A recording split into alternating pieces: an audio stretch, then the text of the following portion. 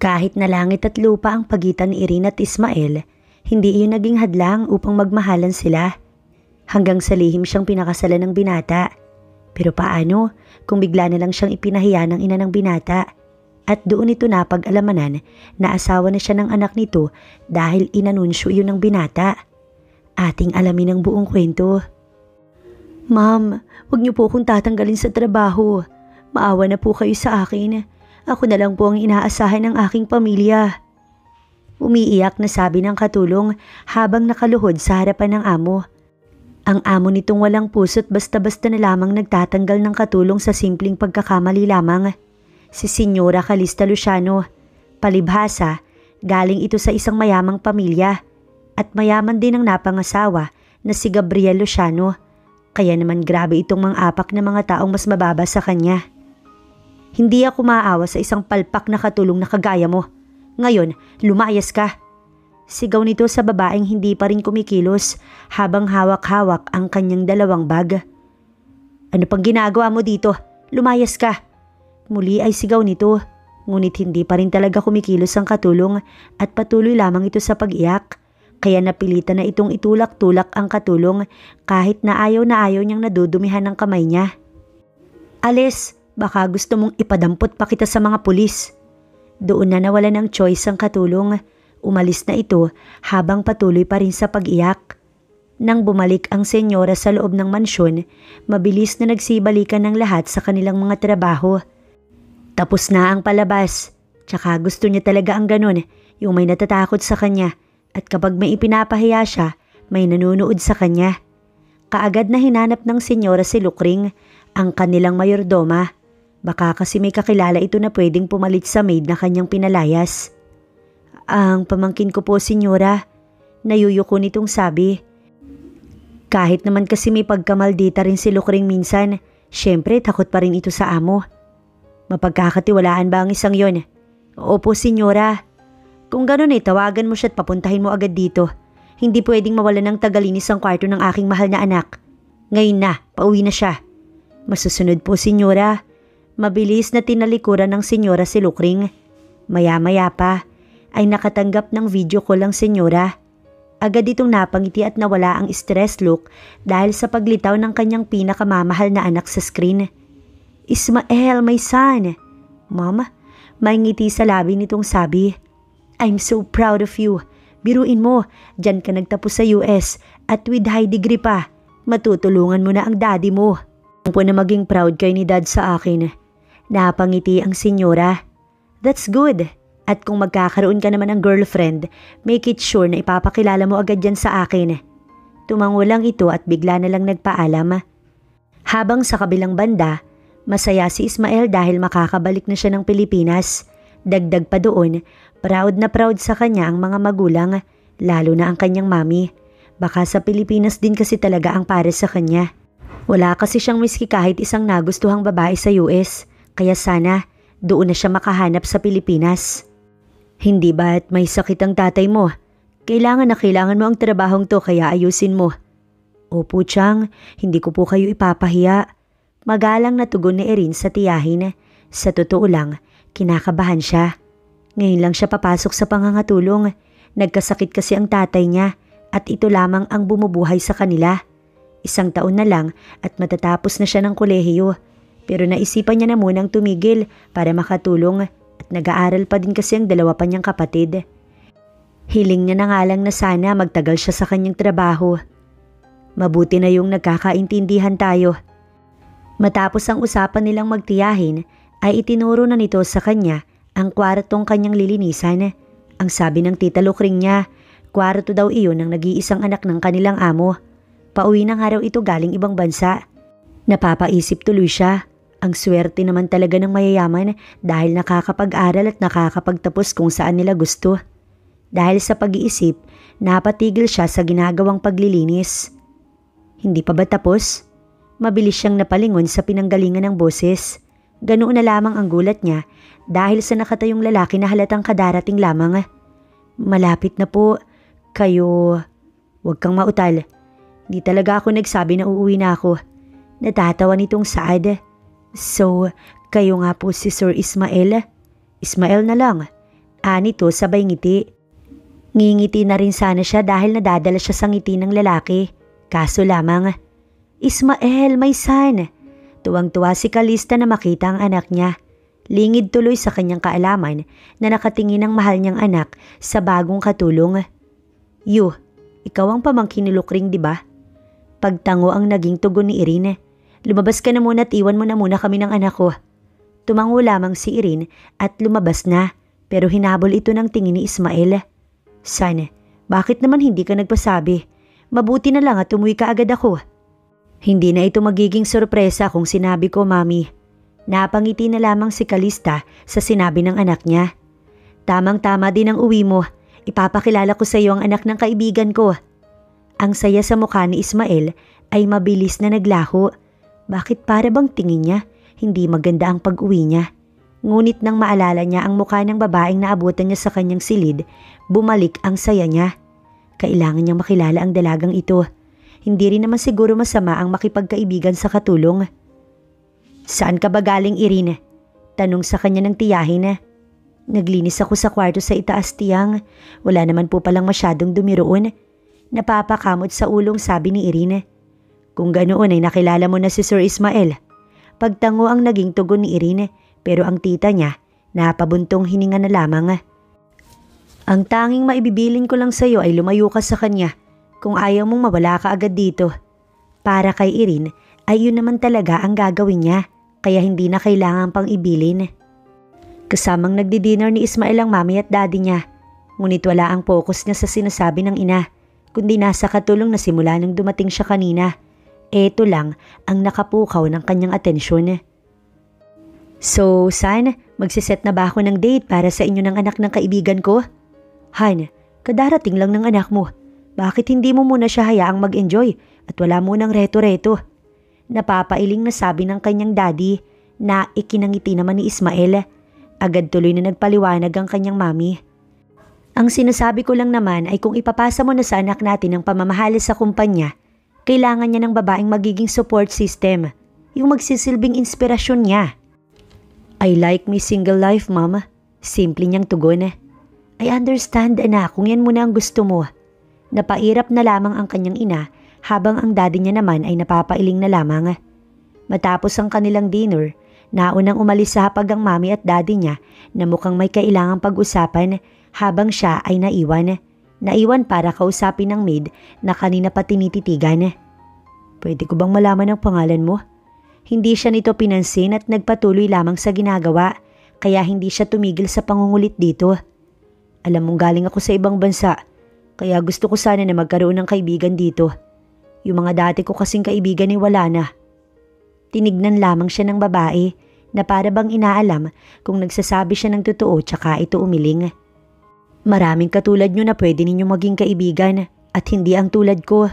Tsaka siya nito tinalikuran.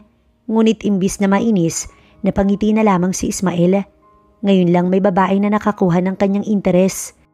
Sa US ay babae ang nagpapapansin sa kanya. Pero ngayon ay baliktad. At dahil hindi niya malaman sa dalaga ang pangalan nito dahil ayaw sabihin, naisipan niya na lamang na magtanong sa kanilang mayordoma. Bakit po, sir? May ginawa po ba sa inyo ang aking pamangkin? Nalaman patuloy niya na pamangkin ito ang dalaga. Wala naman. Irin po, yun ang kanyang pangalan. Labis na kinabahan si Lukring sa itinanong ng anak ng amo. Alang ay hindi interesado ang binata sa kanyang pamangkin. Kinabukasan, abala ang mga katulong, pero habang wala pang ginagawa, tumulong na lamang muna si Irene sa kanyang tiyahin sa kusina at matapos iyon, nagwalis-walis siya. Nakakatuwa nga lang na wala siyang katulong na nakakaalitan. Lahat ay mabait sa kanya. Ang amo nga lang nilang babae ang mukhang hindi mabait. Matapos magwalis, nagdilig na siya ng halaman ng hindi sinasadyang may napadaan. What the hell? Galit na ani ng isang babae na nang mag-angat siya ng tingin, sobrang sama ng tingin sa kanya. Sorry po, ma'am. Sorry? Tatanga-tanga ka kasi. Mas lalo itong nagalit. Susugudin nga sana siya kaso may bigla na lamang humarang, kaya hindi nito na ituloy ang balak na gawin. Ikaw ba ang anak ni Tita Calista? Ang galit na babae kanina'y bigla na lamang lumambing at bumait. Yes, I am. Sagot ni Ismael sa malamig na boses, habang siya naman Madaling nagpaalam at iniwan ng dalawa. Ismael-san, I want you to meet Erica. Siya ang sinasabi ko sa'yo na anak ng kaibigan ko. Isn't she pretty? Natutuwang pagpapakilala ng mami niya sa babae. Aanhin niya naman ng magandang babae kung hindi naman magandang ugali. Pagtrato pa nga lang sa maid ay iba na. Hindi siya umimik at pinakatitigan lamang ang babae na tila ba nagdulot dito ng pagkapahiya. Matapos ang saglit na pagpapakilala, nag-breakfast na sila. Hindi na nila nakasabay pa ang daddy niya dahil sa maaga itong umalis kaya sila na lamang. Tama nga si tita, ang gwapo mo at bagay tayo. Nainis siya dahil nang maiwan silang dalawa, iyon agad ang sinabi nito. But I'm not interested sa mga babaeng katulad mo. Dahil ba sa nakita mo kanina, tatanga-tanga kasi. Sa tingin mo, magugustuhan ko ang ganyang attitude? Aniya, tsaka iniwan ng babae. Narinig niya pang tinawag siya nito, ngunit hindi niya napinansin at tinungo na lamang ang silid. Mabilis na siyang nakarating sa ikalawang palapag at nakita doon si Irene na naglilinis. Sir, lalabas na po. Akmang aalis ito ng kanyang pigilan. Ayaw mo ba talagang makipagkaibigan sa akin? Dahil ang mga katulad ko ay hindi nababagay sa katulad nyo. Paliwanag nito na kanyang ikinatawa. Hindi naman magiging tayo. Tsaka kaibigan lang at huwag kang mag-alala. Akong bahala sa'yo. Hindi sumagot ang dalaga at nag-iwas ng tingin na ikinangiti niya na lamang. Bago pa siya maapektuhan ng sobra sa ngiting ibinibigay ni Ismael, lumabas na ng silid si Irene. Masaya siya na hindi ang babae kanina ang kinampihan nito, pero hindi niya alam kung magiging masaya pa siya kapag nalaman iyon ng ina ng lalaki. Ayusin mo ang trabaho mo. Mainit ang ulo ni Senyora Calista. Sabi agad ng tiya Lukring niya nang tunguhin niya ang kinalalagyan nito. Hindi ba't sabi niyo po ay palagi naman? Napakamot na lang ito sa ulo dahil sa naging sagot niya. Halatang ayaw ni Sir Ismael sa pinakilala nito at kapag mainit ang kanyang ulo, ibinubunto niya sa iba. Chang, mukhang sanay na po kayo. Anya na ikinailing ng kanyang tiyahin. Ayoko lang na matulad ka sa mga pinalayas na dito. Bigla tuloy siyang natahimik habang si Ismael ay naisipang lumabas at alam na alam niya kung sinong isasama. Sa tingin niya naman, hindi ito makakatanggi lalo pa at isa iyon sa mga trabaho ng babae. Manang, nang makita niya ito ay agad na tinawag. Bakit po sir? Natataranta naman itong sabi. May bibilhin kasi ako at busy ang lahat ng mga katulong. Ang pamangkin niyo ba? Noong unay nagdadalawang isip pa ito pero maya-maya tinawag na ang pamangkin. Bakit po Chang? May bibilhin daw si Sir Ismael kaya samahan mo siya. Kung si Ismael ay napapangiti, kabaliktaran naman noon si Irene dahil napasimangot na lamang ito. Habang nasa biyahe, tahimik lamang si Irene. Hindi niya na nga alam kung makakatagal pa siya sa trabaho dahil sa makulit na amo. Pero sana naman oo dahil kailangan niya ng trabaho. Ang kinaiinis niya pa, mukhang wala namang bibilhin ng lalaki at nagdahilan lang sa kanyang tiyahin. Hindi niyo ba alam sir na sinasayang niyo yung oras ng ibang tao sa ginagawa niyo? Hindi niya alam kung saan siya kumuha ng lakas ng loob para sabihin iyon sa amo. Pero wala na dahil nasabi niya na. I told you, gusto kitang maging kaibigan. Anito at nagpatuloy sa paglalakad. Hinabol niya naman ng lalaki. Talong-talo kasi siya sa mga hakbang nito. Kapag sinabi ko bang magkaibigan na tayo, titigilan niyo na ako? Mabilis itong tumigil sa paglalakad at hinarap siya. So, magkaibigan na tayo ngayon? Para lang matahimik ako. Bago pa lang ako sa trabaho ko kaya ayoko matanggal agad. Hindi ka magsisisi sa desisyon mong makipagkaibigan sa akin. Sana nga, naibulong na lamang ng dalaga. Sa sumunod na mga araw ng pagtatrabaho niya sa mansyon ng mga Luciano, naging maayos naman. Hindi pa rin siya pinag-iinitan ni Senyora Calista na kanya namang ipinagpapasalamat. Madalas din kasi itong umalis. Ang talagang ayaw lang siyang tigilan ay si Ismael. Simula noong sinabi niyang magkaibigan na nga silang dalawa. Dadalaw ako sa puntod ng mama at dad ni dad. Gusto ko sanang samahan mo ko. Wala naman siyang choice kundi ang samahan ito at isa lang ang masasabi niya. Mapagmahal pala ang lalaki sa pamilya. Kaya mukhang maswerte din ang babaeng mamahalin ito. Teka, bakit ba yun ang iniisip niya? Let's go. Aya nito, mabuti na lang talaga't mabilis silang nakapunta sa may sasakyan dahil kung hindi, inabutan sila ng ulan. Wala pa naman silang dalang payong. Matapos ang pagdalaw, umuwi na rin sila agad. Si Ismael ay tinungo ang silid nito habang siya naman ay ang tiyahin. May namamagitan ba sa inyo ni Sir Ismael? Tanong nito habang naggagayat. Po, alam mo ang sinasabi ko, Irene. Sa medyo striktang boses. Ang sabi niya lang sa akin, gusto niya ako maging kaibigan, Chang. Ayoko rin naman pero sinabi ko na lang na magkaibigan na kami para hindi niya na ako kulitin pa. Malalim na napabuntong hininga ang kanyang tiya Lukring. Siya naman ay tumulong na lamang dito. Sa nakikita ni Lukring, mukhang nasa hindi na magandang kalagayan ang kanyang pamangkin. Mahirap kalabanin si Senyora Calista kaya ngayon pa lang, kailangan niya na makagawa ng paraan. Hindi pwedeng masama si Irene sa mga katulong na babae na napahiyanan ng senyora. Nang sumunod na araw, maganda ang gising ni Ismael. Tapos makikita niya pa si Irene kaya mas lalong gaganda ang kanyang araw. Kaso nga lang, mabilis ding nawala ang kanyang good mood. Bakit ikaw ang naglilinis ng kwarto ko? Nasaan si Irene? Tanong niya sa maid na kapapasok lamang ng kanyang silid.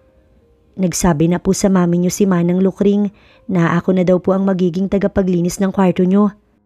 Mabilis na lumabas ng kanyang silid si Ismael at hinanap ang ina. Ngunit hindi niya ito makita kaya si Manang Lukring na lang ang hinanap niya na mabilis naman niyang nakita. Bakit hindi na si Irene ang naglilinis ng kwarto ko? Walang paligoy-ligoy niyang tanong dito.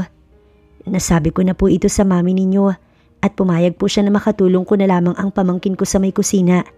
Magaling din naman ang bago. Nahilot ni Ismael ang sentido dahil sa naging tugon nito. Bakit pa kailangang palitan kung ayos naman niya? Pasensya na po sir, pero inilalayo ko lamang ang pamangkin ko sa kapahamakan. Malakas na natawa si Ismael. Bakit? Mapanganib ba ako? Hindi, pero kung ano man ang ninanais ninyo, yun ang mapanganib. Tsaka siya nito iniwan. Hindi kaya napansin na nito ang pagkakaroon niya ng gusto kay Irene. Ang galing naman, ang pamangkin nga nito ay hindi pansin yun, tapos ito ay napansin. Dahil sa labis na inis, napapadyak na lamang si Ismael. Bakit naman kasi magkakagusto lamang siya, ay sa isang babae pa na siguradong aayawan ng kanyang mami. Upang makapag-isip-isip, umalis na lamang muna si Ismael ng mansyon at tumungo sa kanilang kumpanya. Ready ka na ba anak na maging CEO? Pabirong sabi ng kanyang daddy matapos pirmahan ng isang papeles. Dad, I just want to ask something. Aniya at naupo sa may sofa nito. Anything, my son? May ngiti na sagot nito. Hindi niyo ba ako papakailaman sa babaeng mapupusuan at gugustuhin kong pakasalan? Bakit, meron na ba? Just answer my question first, Dad. Alam mo anak na hindi ako katulad ng mami mo na magiging maarte sa pagpili ng magiging asawa mo. So my answer is no. Yes! Naisigaw na lamang niya kaya ang daddy niya napailing-iling na lamang. So, who's this lucky girl? Nahihiwaga ang tanong ng daddy niya. Soon, Dad, kanyang tugon at dali-daling umalis ng opisina. Habang naglalakad tuloy palabas ng kumpanya, daig niya pa ang nanalo sa loto dahil sa labis ng ngiti sa labi. Kung sakali palang magiging sila ni Irene, tanging ang mami niya lamang ang magiging problema. Pero ayos na din, at least alam niyang may magiging kakampi siya kung sakali. Buong akala ni Ismael, wala nang kapal ng muka ang anak ng kaibigan ng kanyang mami. Matapos niya itong itrato ng hindi naaayon noong huli nitong punta. Ngunit mali siya doon. Muli itong bumalik at umaakto pa sa harapan ng mami niya na parang wala siyang ginawa last time na mas lalo lamang niyang kinainis. Hindi niya gusto ang babae at hindi niya ito magugustuhan dahil kung may gusto man siya ay si Irene yun. Kaya sa inis niya habang nagkukwento ito ay kanya nang iniwan at tinungo ang kusina kung saan nandoon ang babaeng talagang gusto niya. Naabutan niya itong hindi mapakali habang may kausap sa cellphone. May problema ba? Tanong niya sa hindi mapakaling babae. Buong akala niya hindi nito iyon sasagutin, ngunit mali siya. Pwede niyo ba akong ihatid sa amin, sir? Puno ng pagkakataranta nitong tanong. Dali-dali naman siyang tumango bilang tugon. Habang nasa biyahe, tahimik lamang ito hanggang sa makarating sila sa bahay ng mga ito. Dito ka na lang, sir. Bili nito sa kanya. Ngunit hindi siya makatiis, kaya siya ay bumaba at sinundan ng dalaga. Pumasok siya sa isang simpleng bahay at wala ngang pintura ang labas. Pagpasok niya, doon niya nakita si Irene na kinakausap ang isang nakaratay na lalaki at mukhang madamdamin ang usapan ng dalawa. "May kasama ka palang kaibigan, anak," anito habang nakatingin sa kanya kaya ngumiti siya. "Sir, hindi na po dapat kayo sumunod pa." "Sir, anak?" "Amo ko po siya, tay." Anak po ng amo namin ni Chang. Ang kaninang maaliwalas na mukha ng Ginoo at masaya, bigla na lamang napalitan ng pagkataranta dahil sa tugon ng anak. "Pagpasensyahan niyo na ho itong bahay namin. Magpapabili ako ng merienda sa asawa ko." Saad nito pero mabilis na pag-iling ang naging tugon ni Irene. "Irene, maya-maya pa'y may dumating na ginang na may dalang isang plastik. Napatingin mo na ito sa anak bago sa kanya." "Nay, amo ko." Pagpapakilala nito sa kanya. Gusto niya sanang sabihin na magkaibigan na sila. Kaso nga lang ay tiyak na hindi magiging komportable ang dalaga kaya hindi na lamang niya sinabi. Nag-usap ang mag-ina ng hindi naman kalayuan sa kanya kaya rinig niya pa rin ang usapan ng mga ito. Kailangan daw ng pambili ng gamot ng tatay ni Irene, maging ang mga kapatid nito wala na raw pambaon sa eskwela at alam niyang hindi pa pinapasweldo ng mami niya ang mga ito kaya wala pang maibibigay si Irene. Kaya nang nagpaalam ang ina ng dalaga na isasalin lang ang dala, kaagad siyang lumapit at kinausap ito sa labas. Mabuti na nga lang at sumunod sa kanya. "Bakit niyo ko inaabutan ito?" Takang tanong nito dahil sa pag-abot niya ng iilang lilibuhin. Narinig ko ang usapan. "Tsismoso kayo?" Mabilis siyang umiling. "Kahit kailan pwede mong bayaran sa akin." "Kailangan nila yan kaya tanggapin mo na." Buong akala niya itatanggi pa ang dalaga. Ngunit hindi. Tinanggap nito ang pera at pumasok sa may loob ng bahay. Habang siya ay panatag na ang loob dahil mawawala na ang problema ng pamilya. Habang si Irene, alam sa sarili na may kapalitang pagpapahiram ng pera ng amo.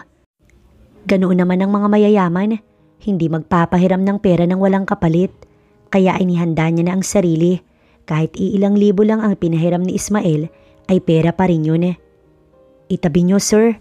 Anya sa lalaki nang mapadaan sila sa isang liblib na lugar. Gumilid naman ito at sinunod siya. "Pwede niyo nang gawin ang gusto niyong gawin sa akin." Tatanggalin niya pa sana ang botones ng damit, kaso nga lang ay pinigilan siya ng lalaki. "What the F are you doing?" Hindi ba't dahil sa pagdadahilan niya, mas lalo lamang itong napamura. "You thought na ito ang kapalit ng pagpapahiram ko sa iyo ng pera?" Hindi siya nakasagot at napaiwas na lamang ng tingin habang ang lalaki ay mahina na lamang napapamura. "Ganong lalaki ba ang tingin mo sa akin?" Tanong nito habang nakatingin sa kanya. Nang hindi siya sumagot ay muli nitong pinaandar ang sasakyan. "Hindi ako ganong klase ng lalaki, Irene. At alam mo ba? Alam mo ang totoo? I like you. Pero hindi ang katawan mo, kundi ikaw mismo. So it's fine kahit hindi mo na ako bayaran. Huwag mo lang akong lalayuan." Nagulat siya nang napatingin sa lalaki na kasalukuyang nagmamaneho, habang ito naman ay napapangiti na dahil sa kanyang naging reaksyon. Hindi pa rin mawala sa isipan ni Irene ang sinabi ng kanyang Sir Ismael. Gusto raw siya nito at kumpirmado na nga niyang hindi ito katulad ng ibang lalaki. Ang pinoproblema niya nga lang ay paano kapag nalaman ng ina nito. Siguradong yari siya. Hindi niya natuloy alam kung ano ang dapat niyang gawin. "San ka galing kanina? Kasama mo si Sir Ismael. Ibig sabihin ay magkasama kayong dalawa na umalis. San kayo nagpunta?" Tanong ng kanyang tiya Lukring na bigla na lamang sumulpot sa kanyang tabi. "May binili lang po siya." Hindi ito kumbinsido, kaya naman matagal siyang pinakatitigan. "Pero wala naman kayong dala pagbalik. Ilang oras pa kayong nawala?" Mabuti na lang at umalis na rin yung Erica.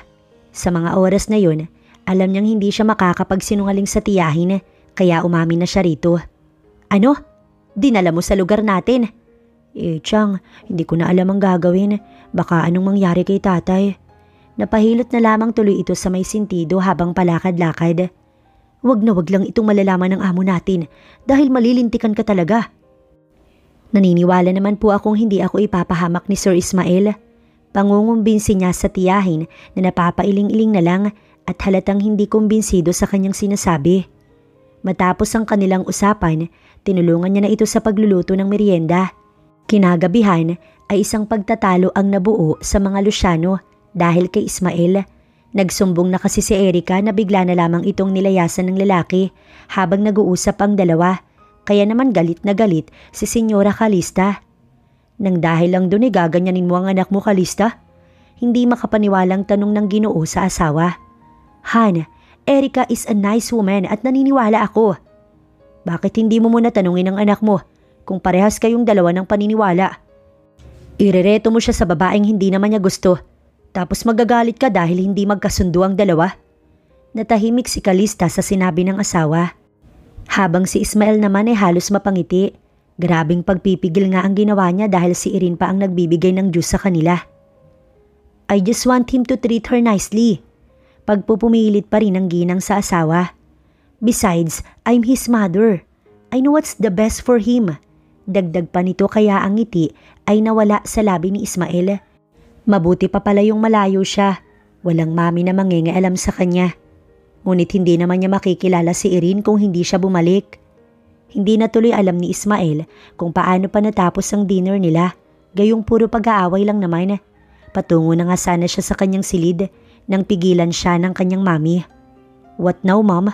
May bahid ng inis niyang tanong dito. Anong hindi mo magustuhan kay Erica? She's so perfect. Hindi makapaniwalang sabi nito at ipinagpipilitan pa rin ang gusto. Simple lang, ma'am. May pagkamagaspang din ang ugali niya tulad niyo. Isang malakas na sampal ang tumama sa mukha ni Ismael mula sa kanyang mami. Ngunit malamig niya lang itong tinitigan habang ito naman sising-sisi sa nagawa nito. Samantala si Irene na nakakita sa pangyayari, mabilis na nagtago. Hindi siya makapaniwala na pati ang sariling anak masasaktan ng senyora. Nang bumalik tuloy siya sa kusina, takang-taka ang kanyang tiyahin kung bakit sobrang tahimik niya. Sa isip ni Irene, kapag nalaman ng senyora na siya ang nagugustuhan ng anak nito, hindi lang sampal ang matatanggap niya. Baka may kasama pang tadyak. Iniisip niya pa lang yun, natatakot na talaga siya. Kaya bukas na bukas din, sasabihin niya kay Ismael na ibang babae na lang ang gustuhin nito. Kinabukasan ay laking pasasalamat ni Irene dahil ayon mismo sa kanyang tiyahin, umalis daw ang senyora. Balita niya ay tumutulong sa asawa sa kumpanya, kaya naman pala halos araw-araw na labis niyang ipinagpapasalamat. Irene, mabilis niyang nilingon ang direksyon ng pinanggalingan ng boses. Ang ngiti sa kanyang labi ay mabilis na nawala. At tutungo na nga sana siya sa tiyahin, pero mabilis siyang nahabol ng lalaki at napigilan. Anong nangyari sa sinabi ko na wag mo kong lalayuan? Matapang siyang nakipagtitigan sa lalaki habang hawak-hawak nito ang kanyang braso. Wag na kasi ako, iba na lang. Maid lang ako at madami pa namang ibang babae dyan. Si Ma'am Erica. Wala ka nang magagawa dahil ikaw ang gusto ko. At ngayon lang ako nagkagusto ng ganito sa isang babae. Nang mga oras na yun, alam na ni Irene na kahit anong gawin niya, hindi na siya tatantanan pa ng lalaki. Kaya dadating din sa point na mahuhulog ang loob niya rito. Gaya nga ng hinala niya ay ganoon ang nangyari. Hindi na siya tinantanan ni Ismael. Gaya na lamang ngayon na habang nasa may kusina siya, kinakausap siya ng lalaki. Mabuti na nga lang at wala doon ngayon ang tiyahin. Kaso nga lang, nagsisimula na siyang mahiya dahil sa amo niya nga ang lalaki at parang hindi normal ang pagkausap nito sa kanya. Hindi ba kayo nahihiya? Mahina lamang itong tumawa. Bakit naman ako mahihiya kung wala naman ako masamang ginagawa? Paano kapag nalaman ito ng mami ninyo?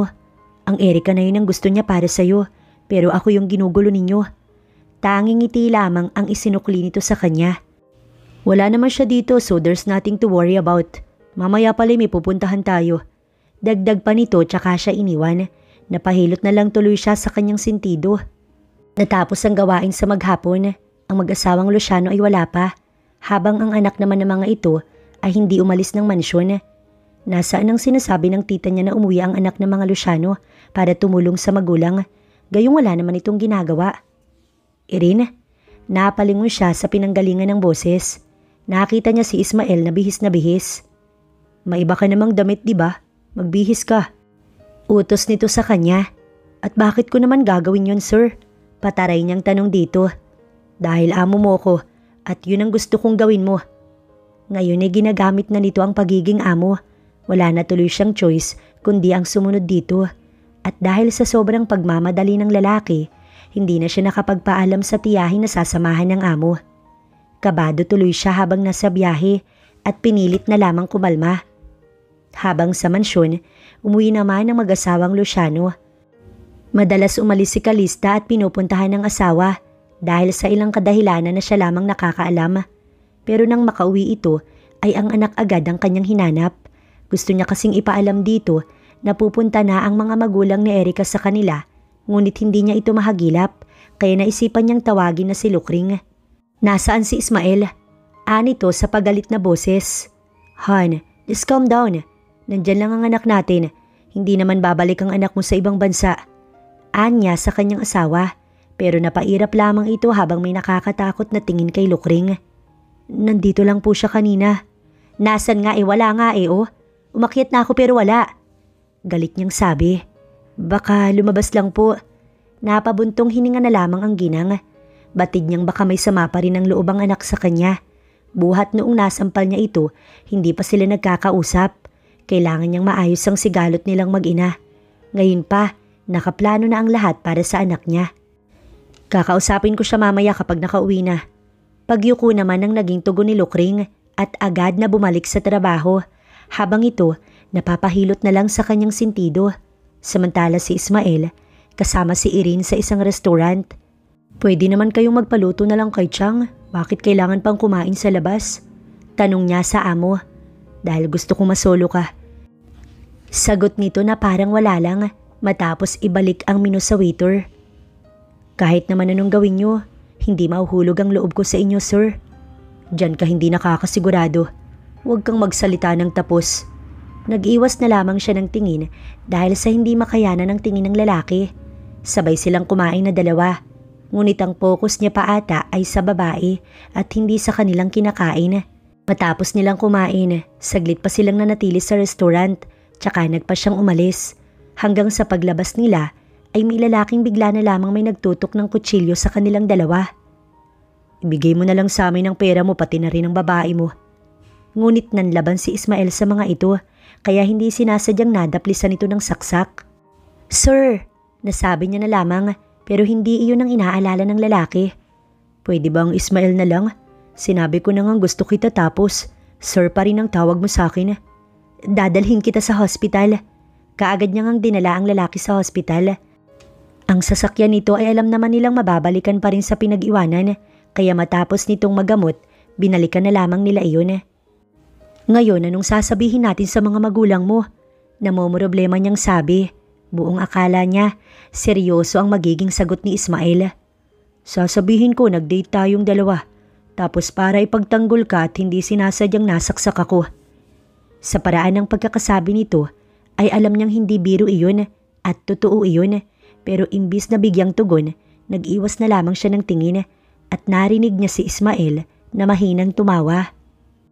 Hindi na nila pinaalam pa sa mga magulang ni Ismael ang nangyari, kaya hindi na nalaman pa ng mga ito ang tungkol doon.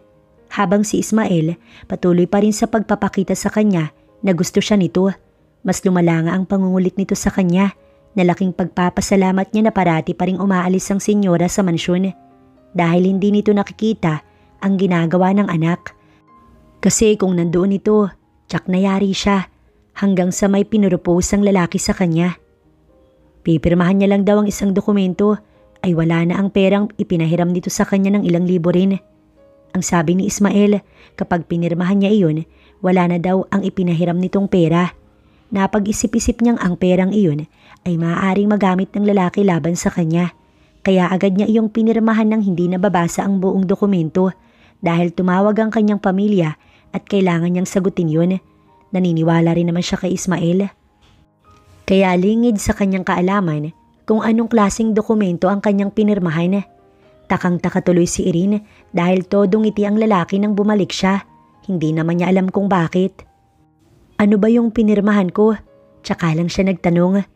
"Hindi ko na binasa dahil may tiwala ko sa iyo pero ano ba yun? Nakakatakot kasi ang ngiti mo." "Magtiwala ka lang sa akin." Tanging sagot nito at iniwan na siya.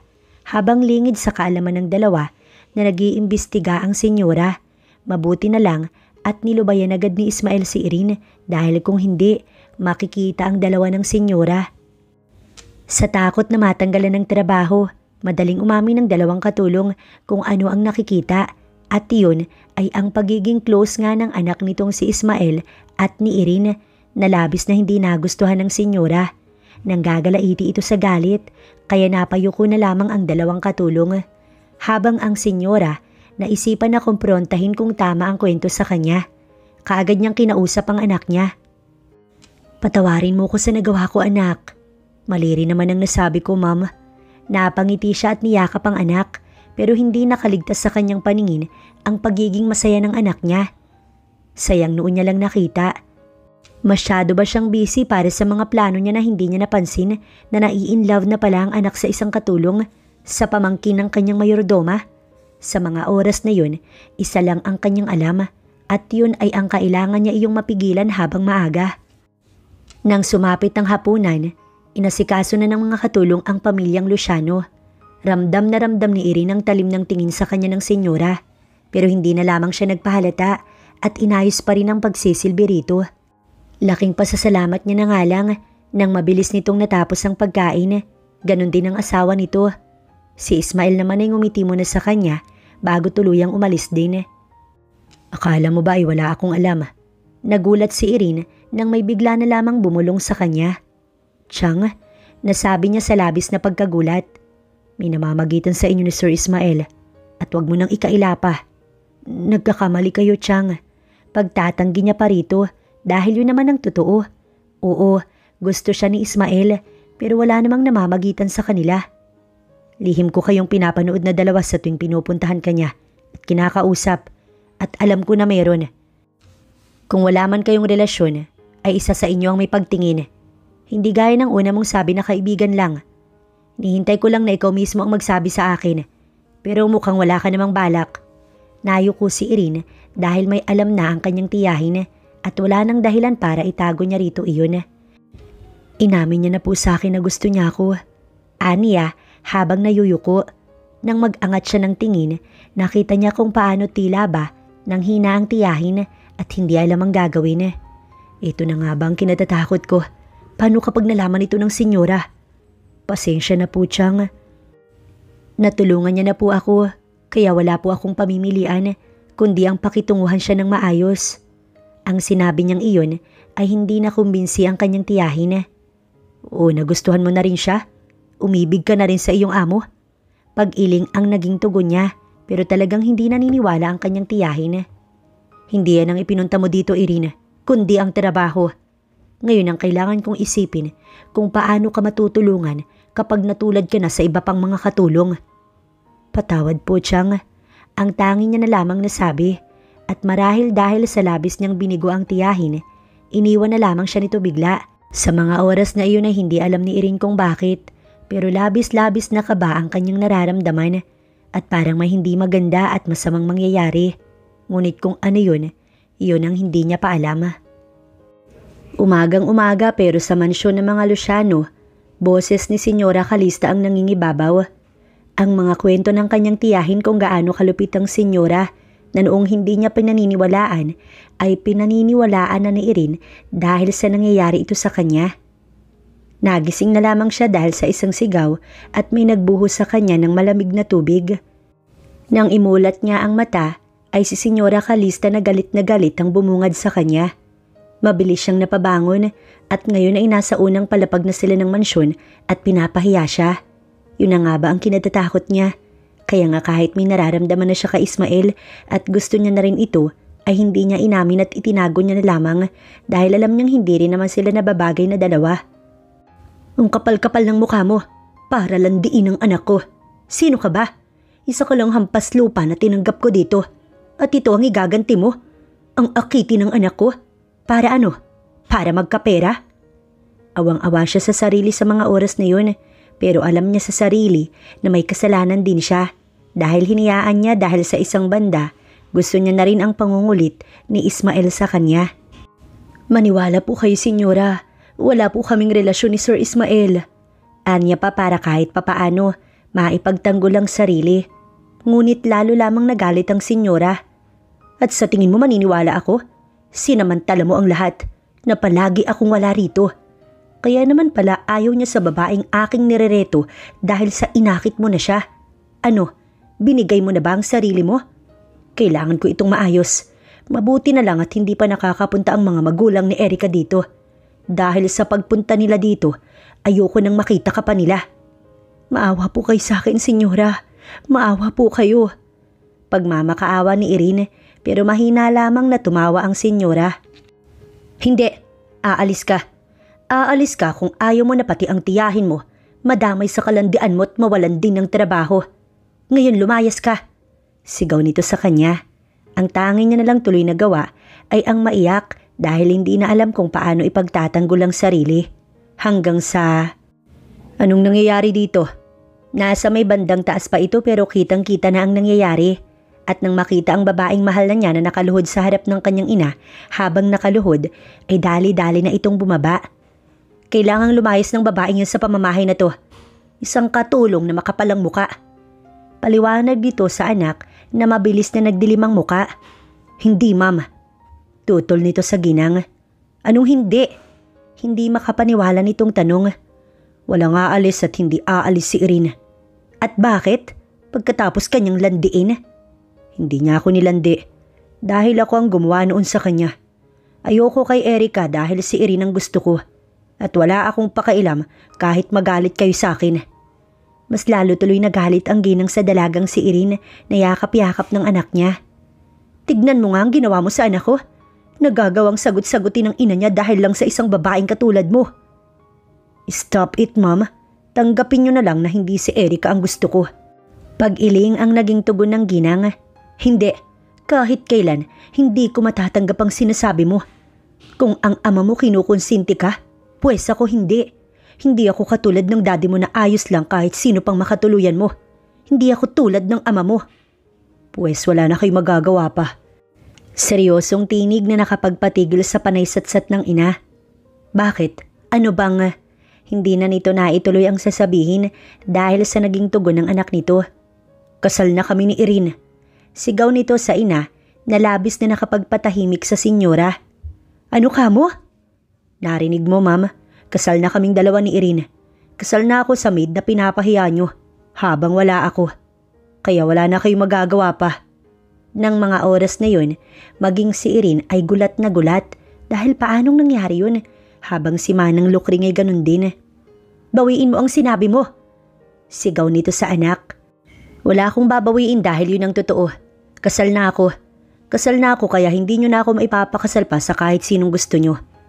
Matapos bitiwan ng mga salitang yun, ay kanya nang pinagsilikop ang mga kamay nilang dalawa ni Irene at sinama ang babae paalis doon.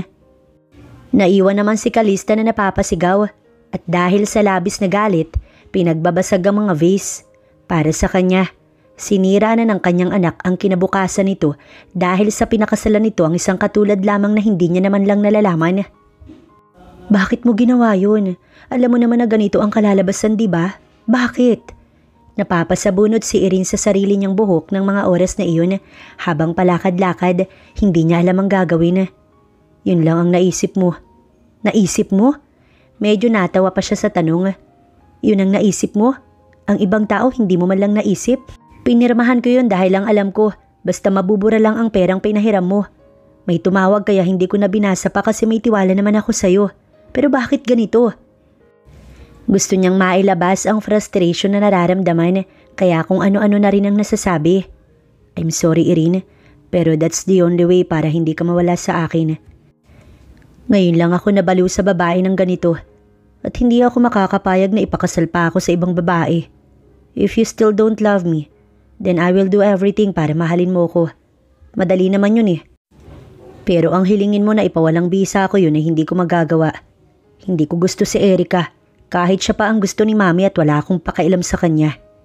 Nayo ko na lamang si Irene at doon nagsituluan ang kanyang mga luha habang ang lalaki tahasang inaamin ng damdamin nito sa kanya. Siya naman ay tinatago at hindi magawang aminin. Kung ito ay matapang, siya naman ay duwag. Pero alam mo namang hindi pwede, di ba? Hindi naman mahirap mahulog sa'yo pero hindi pwede. Oo, gusto na din kita. Mahal na nga ata eh. Pero hindi pwede na ang gusto nating dalawa. Magagalit sila, lalo na ang mami mo. Nag-angat na siya ng tingin at nagtama ang kanilang mga mata. Did I heard it right? May nararamdaman ka na rin para sa akin. Imbis na sagutin ang tanong nito, nag-iwas siya ng tingin. Ngunit hinawakan ni Ismael ang babae upang muling magtama ang kanilang mga tingin. Just say it again please. Gusto na din kita, Ismael. O mas malalim pa, pero hindi naman tayo pwede. Mabilis na sinakop ng dalawang kamay ng lalaki ang mukha niya at hinaplos ang kanyang mga pisngi. Sinong may sabi? Si Mami? Hindi na ako bata para sumunod pa sa kung anong gusto niya. Doon ay muling nagsituluan ang mga luha ni Irene. Hinagka naman ni Ismael ang kanyang pisngi upang siya ay patahanin. Hindi porke mayaman ako at mahirap ka. Hindi na tayo bagay. Siguro sa paningin ng iba ay ganoon pero sa akin hindi. Ipaglalaban kita kahit ang sarili ko pang ina. Matapos bitiwan ng mga katagang yun, ay niyakap na siya ni Ismael kung saan labis niyang naramdaman na tunay at totoo ang nararamdaman nito para sa kanya. At sa panandali ang pagkakataon, nakaramdam siya ng kapanatagan. Habang sa mansyon, nagwawala si Senyora Calista. Ilang oras na simula nang umalis ang kanyang anak kasama ang hampas lupang katulong ay hindi pa rin ito bumabalik. Ang mga nasira nga nitong gamit at pinagbuhatan ng mga vase ay nilinis na ng mga katulong o mas tamang sabihin ni Manang Lukring lamang bilang pagpapahirap na rin dahil sa ginawang kalandian ng pamangkin. Wala naman itong pamimilian kundi ang sumunod dahil sa takot na mawalan ng trabaho. Sa ngayon ay hindi niya pa ito tatanggalin pero darating pa din doon. Kinagabihan ay umuwi si Mr. Luciano. Ang anak na si Ismael ang agad nitong hinanap ngunit hindi nito makita kaya naisipang tanungin ng asawa. Naabutan niya itong umiinom ng wine. Nasaan ang anak natin? Umalis kasama ang hampas lupang katulong na pinakasalan niya. Natatawang sagot nito na halatang medyo lasing na. Pinakasalan? Oo. Dahil sa pangungonsinti mo, kaya nagawa niya ang bagay na yon. Dahil alam na sang-ayon ka. Alam mong hindi mo makokontrol ang anak natin. At sinabi ko na rin sa iyo na hayaan mo na lamang siya.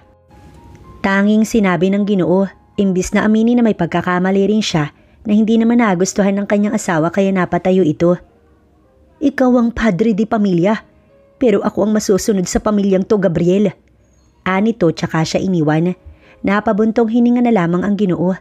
Hiling niya lang na sana mapagtanto pa ng asawa na mali ito sa gustong mangyari at umakto itong ina sa anak nilang dalawa at hindi parang isang kontrabida. Samantala si Ismael at Irene ay nag-check-in sa isang hotel. Wala naman kasi silang ibang mapupuntahan. Kung alam nga lang daw ni Ismael, bumili na daw ito dapat agad ng bahay. Ngunit nangako naman ng lalaki na wala itong gagawin sa kanya na wala ang kanyang permiso. May tiwala rin naman siya sa lalaki o mas tamang sabihin na asawa dahil mag-asawa na nga pala sila. Ang galing nga lang, kung hindi pa siya inaway ng ina nito, hindi niya rin malalaman na kasal na pala siya. Pero masaya si Irene na wala na siyang damdamin na kailangan pang pigilan dahil naamin niya na rito. Ilang araw na rin simula nang umalis si Ismael sa kanila kasama si Irene. Sa ngayon ay nasa bahay na sila ng asawa. Nakilala na nga rin siya ng dalawang kapatid ng dalaga. Dahil nga sa dalawang bata, nalaman niya na ang buhay ni Irene. Matatapos na pala ang kanyang asawa kaso lamang ay kinailangang tumigil dahil sa nagkasakit ang ama nito at ito ang kailangang magtrabaho. Ang ina din kasi nito ay hindi na ganoon kalakas para magtrabaho. Ngunit kahit papaano, may mga ibinibenta pa rin naman. Nakaramdam tuloy siya ng awa sa asawa. Habang siya noon ay nakakapag-aral ng ayos, ang ibang tao pala ay nahihirapan. Tulad na lamang ni Irene. Pero ipinapangako niya na maayos niya lang ang lahat, pag-aaralin ulit niya ang asawa. Kuya, boss ka lang po ba talaga ni ate? Tanong ni Errol, ang bunso sa pamilya ng kanyang asawa. Napatingin siya sa isa pang kapatid ni Irene na si EJ. Si EJ ay mas matanda kay Errol. Kung si Errol ay madaldal, kabaliktaran naman ito si EJ na tahimik lamang, titig na titig lang sa kanya. Ano ba yung itinatanong ninyo sa amo ng ate ninyo?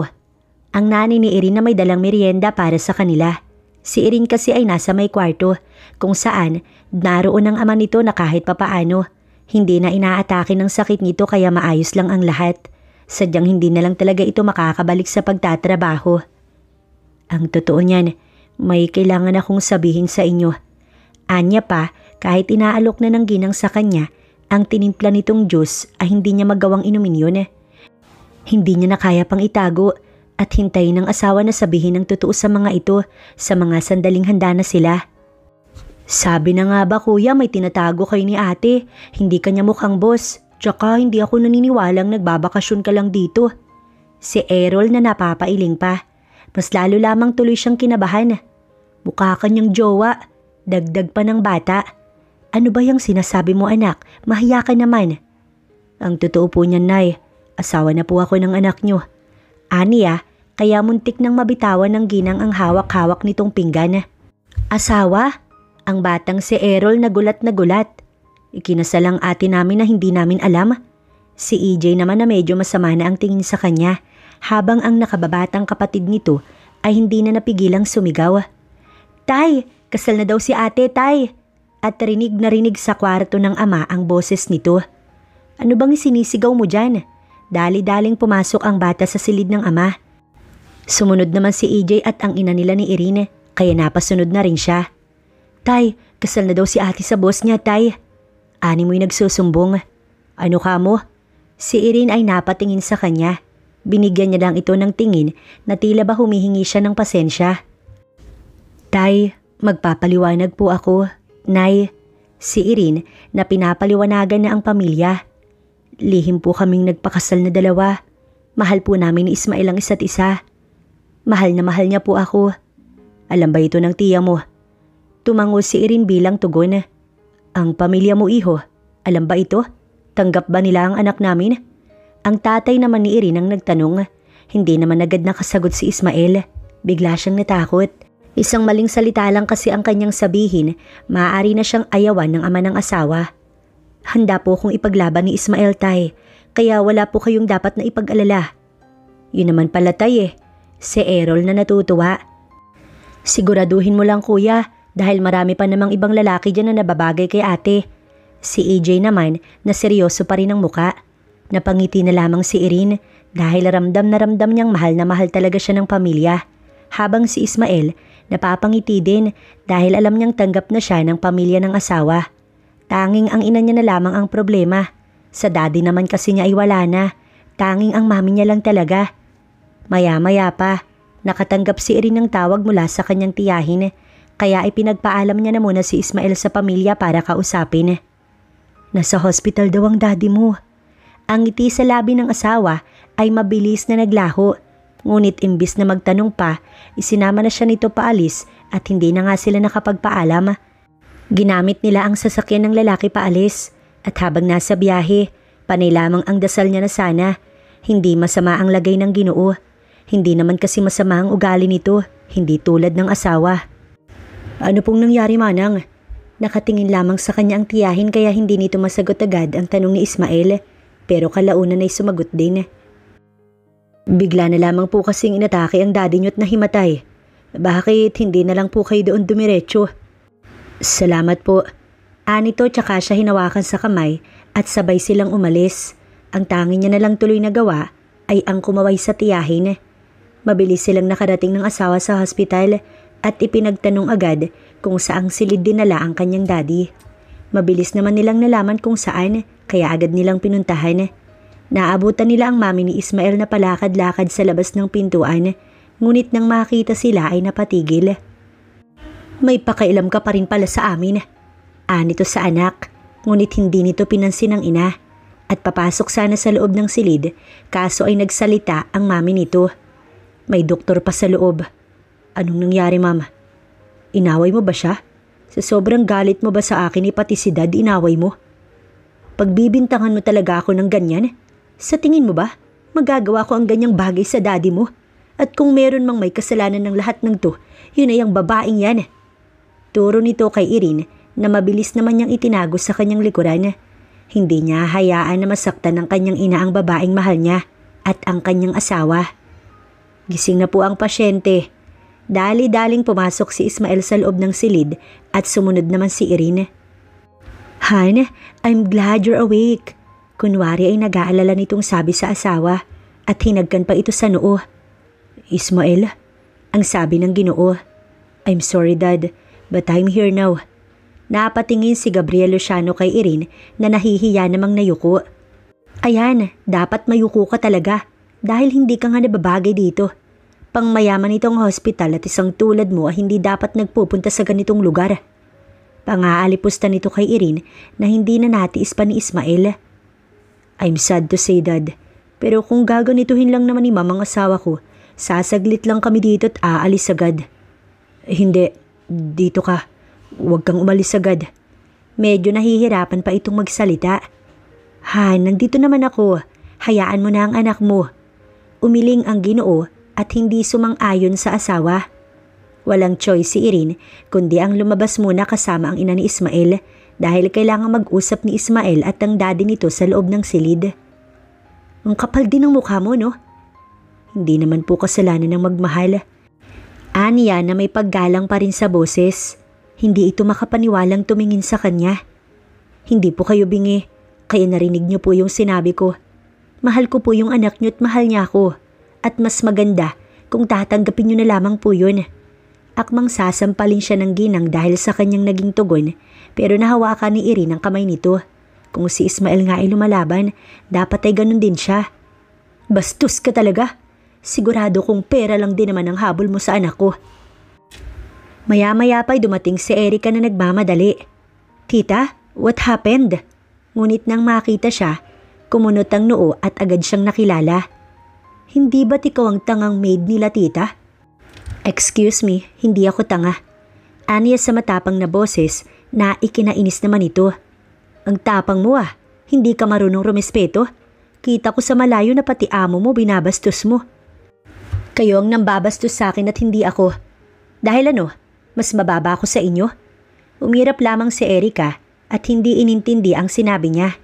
How dramatic, sabi pa nito at inikot ang mata. So tita, kailan kami pupunta talaga sa inyo para pag-usapan ng kasal? Mabilis na nagpantig ang tenga ni Irene. Kasal? Hindi ba't kasal na sa kanya si Ismael? At alam na nga yun ng ginang. Kaya paano ito papakasal ulit kay Erica, di ba? Inaayos ko lang ang mga kailangan, iha. Hindi na. Sumagot siya kaya napatingin sa kanya ang dalawa. Lalo na si Erica na halatang iritado. Bakit ba nakikisali ka sa usapan? Ano bang alam mo? Maid ka lang naman na walang alam at kailangan ng pera. Dahil asawa na ako ni Ismael at ako ang mahal niya. Akala niya magagalit agad ang babae. Ngunit tumawa lang ito ng malakas habang napapatakip pa sa bibig. Kung ayaw mong maniwala, bahala ka. Ngunit yun ang totoo. Miski ang ina niya, alam na yon. Mukhang hindi lang sinabi sa'yo. Tinignan nito ang ina ni Ismael na si Calista. Ngunit umiling ang ginang, kaya sa kanya ito muling tumingin. At mukhang dahil sa labis na inis sa kanya, ay sasaktan sana siya. Ngunit lumabas ng silid si Ismael at mabilis nitong napigilan ang pangyayari. Anong ginagawa mo? Bakit mo sinasaktan ang asawa ko? Nabahira ng labis na pagkagulat ang mukha ni Erica dahil hindi ito makapaniwala. Habang ang ina naman ni Ismael na si Calista ay galit na galit dahil sira na ang mga plano niya dahil sa nalaman na ni Erica. Erica, iha!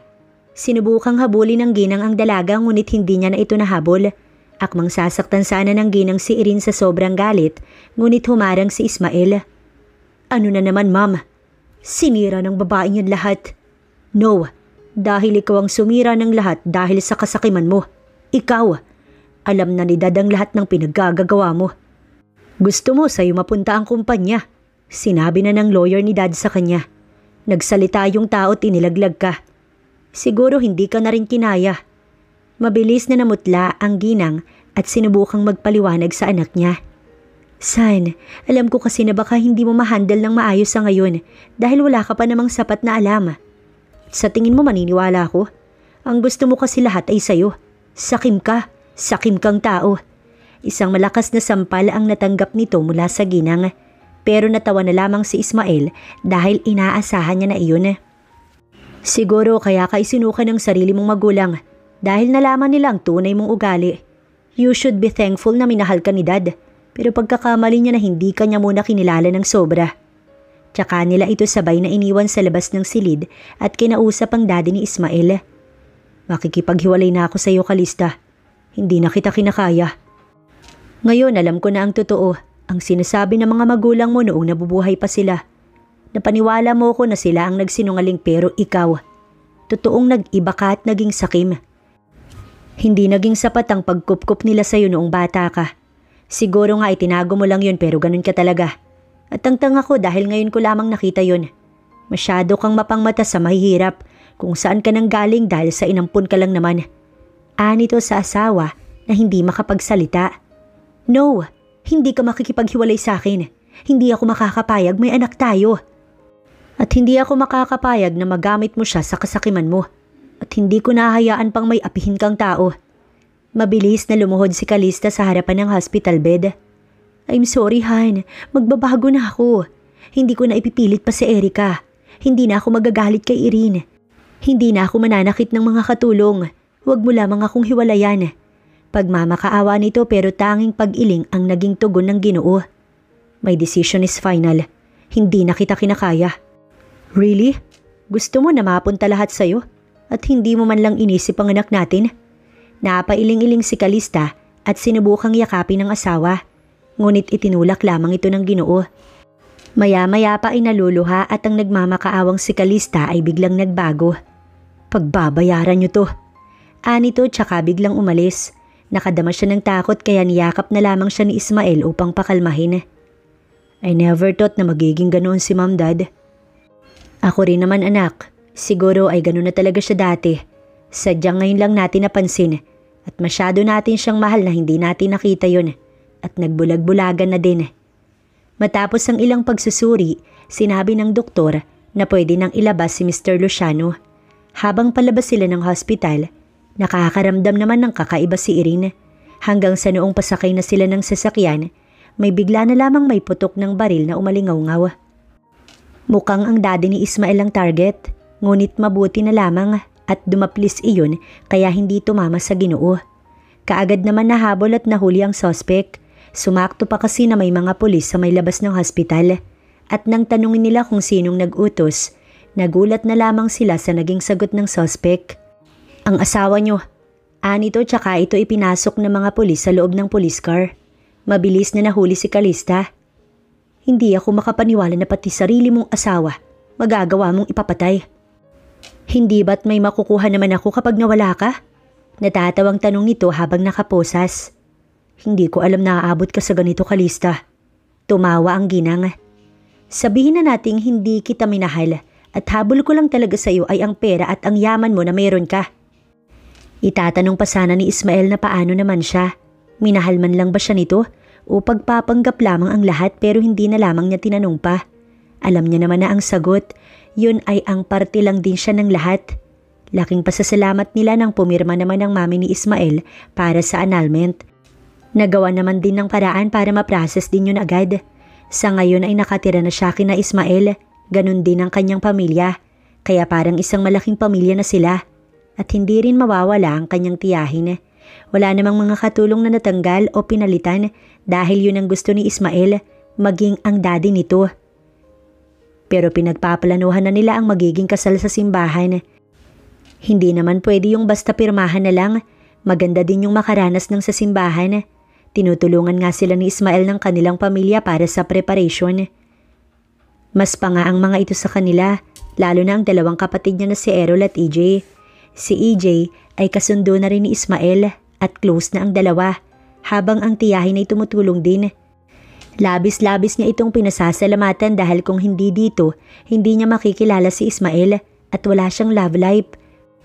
Isang araw ay umuwi siyang napakatahimik ng mansyon hanggang sa bigla na lamang naglabasan ng mga tao na may hawak na mga cardboard na may nakasulat na letters na kung bubuuin, happy birthday ang kalalabasan. Napaluha na lamang siya at napatakip sa bibig hanggang sa binaliktad ang hawak ng mga ito at ang kabilang side naman ng basahin niya. Will you marry me ang nakasulat? Will you marry me, Irene Santos? Kasal na nga silang dalawa. Baka ibig sabihin ito ay sa simbahan. Akala niya kasi wala ng proposal. At sino ba naman kasi siya para mag-no? Kaya oo syempre ang kanyang isinagot. Palakpakan at hiyawan ang kanilang narinig na ikinangiti niya na lamang. Masayang masaya si Irene ng mga oras na yun dahil sa isa iyon sa kanyang mga pangarap noong siya ay bata. Ang maikasal sa isang taong mamahalin siya ng lubos at hindi sasaktan. Buong akala ni Irene, hindi na siya makakabalik pa sa pag-aaral. Ngunit nagkamali siya dahil muli siyang pinag-aral ng kanyang asawa. Ang kanyang pansamantalang natigil sa pagtupad sa kanyang pangarap ay kanyang naituloy sa tulong ng kanyang mahal na asawa at mga taong sumusuporta sa kanya. Ang kanyang pamilya na todo support sa kanya, lalo na ang kanyang tiyahin na naiiyak pa nga noong siya ay gumraduate, maging ang kanyang mga magulang, lalo na ang kanyang tatay na hagulgol dahil sa kanyang naging sakripisyo. Siyempre, hindi mawawala ang kanyang dalawang kapatid na iyakin din pala. And last but not the least ay ang kanyang nanay na sobrang proud at kulang na lang ipagsigawan na may anak na itong teacher. Isa tuloy siyang teacher na sinusundo ng kanyang gwapong asawa na halatang galing lang din sa trabaho. Si Ismael na kasi ang CEO ng Luciano Empire kaya nagamit na rin ito ang mga natutunan sa ibang bansa. Sino pa ba ang sunod na mamamahala kundi ito lang naman, habang ang ama nito muling nakatagpo ng pag-ibig, isang simpleng babae lamang, ngunit nasisigurado nilang hindi katulad ni Calista na nakakalungkot pero tinapos nito ang sariling buhay sa kulungan. Napag-alamanan din nilang bago nito tapusin ang buhay, nagkaroon pa ito ng mga illegal na gawain sa loob. Mabuti na lang talaga at hiniwalayan na ito ng daddy ni Ismael kaya wala na itong naging problema. Pero hindi na nila iyon inaalala pat ini-enjoy ang kanilang mga sariling buhay. "Sir Irene, nandyan ang asawa mo." Kinikilig na sabi ng kanyang kapwa guro na si Teacher May. Napangiti na lang tuloy siya. Lumapit sa kanilang dalawa si Ismael at kinuha ang kanyang bag na may dalang laptop at ito na ang nagdala nun. "Bye, Sir." Kumaway pa ito kaya kumaway rin siya rito. Habang nasa biyahe, naisipan niyang sabihin na sa asawa ang good news. "Love?" Anya rito. Yun kasi ang kanilang tawagan. Mabilis naman itong ibinaling ang atensyon sa kanya. Pero syempre, focus pa rin sa pagmamaneho. "Why love?" Malambing nitong sabi. Hinawakan pa ang isa niyang kamay at hinalik-halikan ng likod ng kanyang palad. "Buntis na ako." Mabilis nitong naitigil ang sasakyan sa may gilid ng kalsada. "I'm sorry love, binigla mo kasi ako." Paghingi agad nito ng paumanhin kaya napangiti siya. "It's fine pero I'm so happy na magkakaanak na tayo." "Kaya mag-leave ka na." Mahina lang siyang natawa sa sinabi ng asawa. Hindi pa naman malaki. Pero aangal pa sana ito pero alam din siguro na matatalo kaya tumahimik na lang din. Hindi rin naman kasi mananalo sa kanya. Nang ipaalam nila sa kanilang mga pamilya ang kanyang pagbubuntis, masayang masaya din ang mga ito, lalo na ang kanyang nanay at tatay, maging ang tita Lukring niya at ang dalawang kapatid. Ganon din ang daddy at stepmom ni Ismael na handang maging tagapag-alaga. Kaya nga kontento na talaga si Irene kung ano ang meron siya ngayon. Isa na siyang guro, may butihing asawa at isang supportive na pamilya. Kaya saan pa siya? Tapos magkakaanak na sisiguraduhin niyang bubusugin nila sa pagmamahal at magkatulong nilang palalakihing mag-asawa sa tulong din ng kanilang pamilya.